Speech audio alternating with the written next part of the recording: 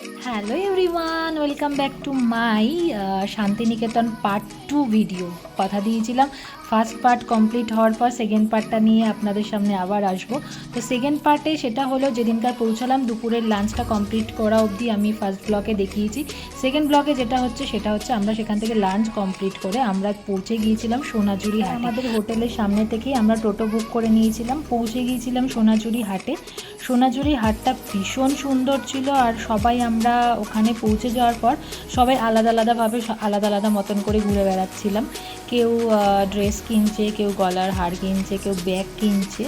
প্রচুর বড় সোনাঝুরি হাট, যেটা আমরা পুরোটা হয়তো কমপ্লিট করতে পারিনি, কারণ সন্ধ্যের মধ্যেই আবার ওখান থেকে ফিরে আসতে হবে। আর এদিক দিয়ে সমস্ত যারা ওখানকার বোধহয় লোকাল যারা রয়েছে তারা এইভাবে নাচছিল, তো আমাদেরকে অনেকবার টানাটানি করছিল, ইচ্ছাও করছিল নাচতে, বাট নাচিনি তো, কারণ পুরোটা ঘুরে দেখতে হবে। আর এদিক দিয়ে পাঞ্জাবি দেখছিলাম, কুর্তি দেখছিলাম, কিছু কিছু জিনিস কিনেছি, দেখতেই পাচ্ছ আমার হাতে রয়েছে। আরও ব্যাগ কিনেছি, ড্রেস কিনেছি, গেঞ্জি কিনেছি, অনেক কিছুই কিনেছিলাম। তো সোনাঝুরি হাটটা বিশাল বড় ছিল। তারপর দিয়ে এখান দিয়ে পছন্দ হয়ে গিয়েছিলো আমার হচ্ছে চুড়িগুলো, তো এখান থেকে আমি চুড়িগুলো পছন্দ করছিলাম। শুধুমাত্র এগুলো 10 টাকা করে পিস বলছিল, তো আমি এখান থেকে জাস্ট এই কালারটা নিইনি, আমি নিয়েছিলাম হচ্ছে ব্ল্যাক কালারটা। আর এখান দিয়ে দেখতে পাচ্ছ এই ব্যাগগুলো অনলি ফর 100 করে বিক্রি হচ্ছিল। আমি এখান থেকে এই ব্যাগটা নিয়ে নিয়েছিলাম, ব্ল্যাক কালারের ব্যাগটা। তারপরে এখান থেকে মা দেখছিল শাড়ি, দেখছিল পিসিও দেখছিল শাড়ি, বলছিল পছন্দ কর। তো আমি যেহেতু শাড়ি পরি না, তো আমার পছন্দ হচ্ছিল না, তাই আমি আমার মতন ভিডিও করছিলাম। আমার সবথেকে ভালো লেগেছিল এই যে এই বসার এই জিনিসটা, মোড়াই বলে যত সম্ভব একে, তো এটা খুব ভালো লাগছিল আমার দেখতে, যে এত সুন্দর হাতের নিখুঁত কাজ। আর আমার পিসি দেখতে পেয়েছিল এই প্লাজোগুলো, তো দেখতে পেয়ে আমাকে ডাকছিল যে আয় দেখ কতটা সুন্দর প্লাজোগুলো।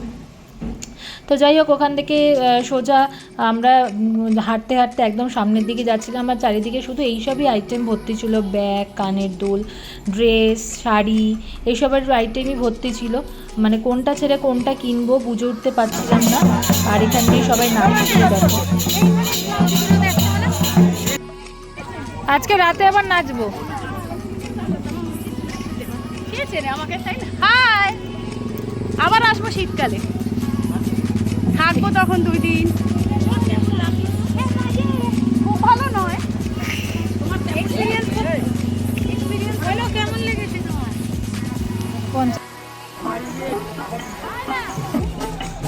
মনে আছে ওখানে যে খালে লেগেছিল,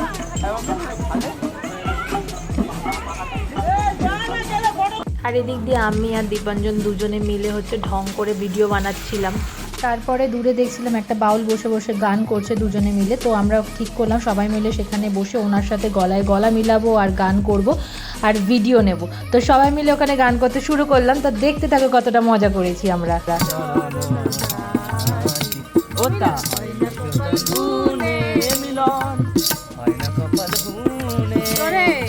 আমার মনের মানুষ,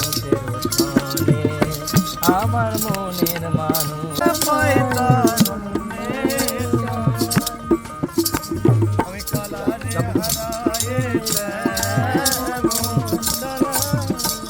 আমি কালারে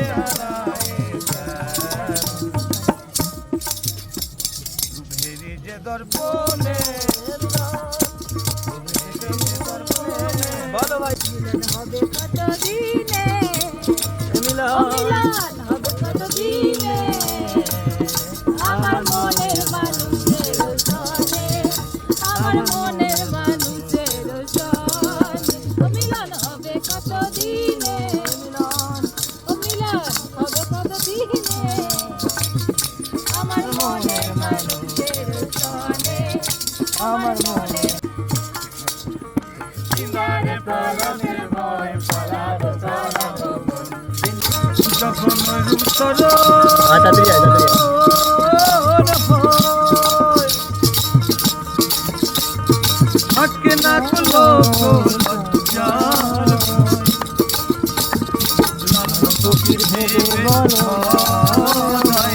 লালন ফকির ভেবে বড়, ফকির লালন ভেবে তুমি কি করে পাহাড়ির কাছে যাব সাগর একেবারে মানাইছে না রে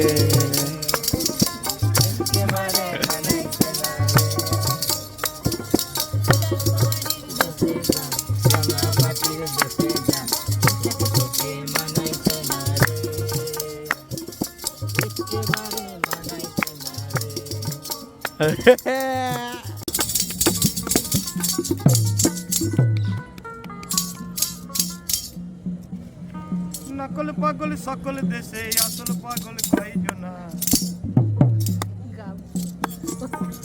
আমি একজন মনের মতন পাগল ছিলাম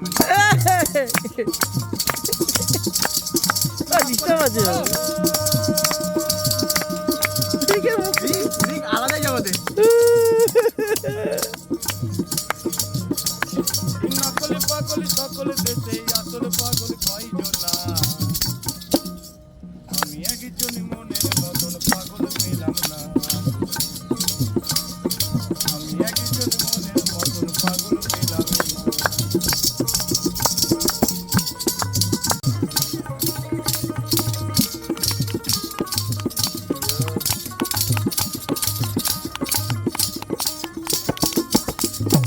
এরপর আমি রিলস বানাবো বলে নানা রকম ভিডিও করে নিচ্ছিলাম। আর এদিক দিয়ে হচ্ছে আমাকে ভিডিও করে দিচ্ছিল দীপাঞ্জন, আর এদিক দিয়ে নেচার্সের ভিডিওগুলো এত সুন্দর আসছে কি বলবো। তারপর ওখান থেকে আমরা বেরিয়ে পড়েছিলাম, যেহেতু সন্ধে হয়ে আসছিল। আমরা সেদিনকার স্টে করেছিলাম হোটেলে, তো আমরা পরের দিন এসেছিলাম। তো আমরা হোটেলে এসে অলরেডি তখন প্রায় মেবি বাজছিল 5:30 এরকম। তো আমরা তখন হোটেলের সামনে সবাই ঢুকে গেছিলো, আর আমরা এখানে টোটো ঠিক করছিলাম যে পরের দিন আমরা যে সকালবেলা আবার ঘুরতে বেরোবো। তো তার জন্য দীপাঞ্জন দিকে কথা বলে নিয়েছিল, আর ভাই দাঁড়িয়েছিল পাশেই, ভাইও কথা বলে নিচ্ছিল, আর আমি এদিক দিয়ে নানা রকম ভিডিও করে নিয়েছিলাম। তো যাই হোক, ভিডিওটা এখানে এন্ড করলাম। সবাই ভালো থাকবেন, সুস্থ থাকবেন, আর পার্ট 3 জন্য অপেক্ষা করবেন। Tata, bye bye.